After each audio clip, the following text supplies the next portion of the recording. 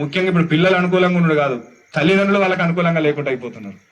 ఎందుకంటే పిల్లల ముందటనే టీవీలు చూస్తాం, పిల్లల ముందటనే సినిమాలు చూస్తాం, పిల్లల ముందటనే మాట్లాడకూడని మాటలు మాట్లాడుతున్నాం, పిల్లల ముందటనే చెయ్యకూడని తప్పులు మనం చేసి చూపిస్తున్నాం.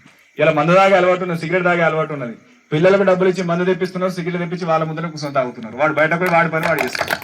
అట్లా చేసరికి ఏమైతుంది, మన పిల్లల్ని మనమే తప్పు చేయరా అని మనమే మంత్రోపదేశం ఇచ్చినట్టు ఉన్నది. కాబట్టి పెద్దలు ముందు క్రమశిక్షణకు వస్తే ఆ ఇల్లు క్రమశిక్షణగా ఉంటది అని పెద్దలు చెప్తున్నారు, నేను చెప్పిన మాట కాదు. ఇది సనాతన ధర్మంలో బేసిక్స్ కోసం రాసిచ్చినట్టు ధర్మాలు ఎన్నో ఉంటాయి.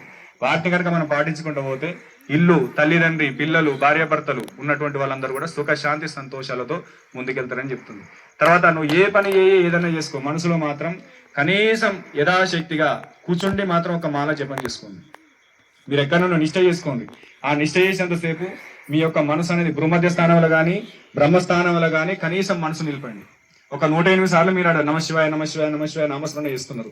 ఆ నామస్మరణ చేసినప్పుడు ఒక మాల నింపితే 108 ఉంటాయి.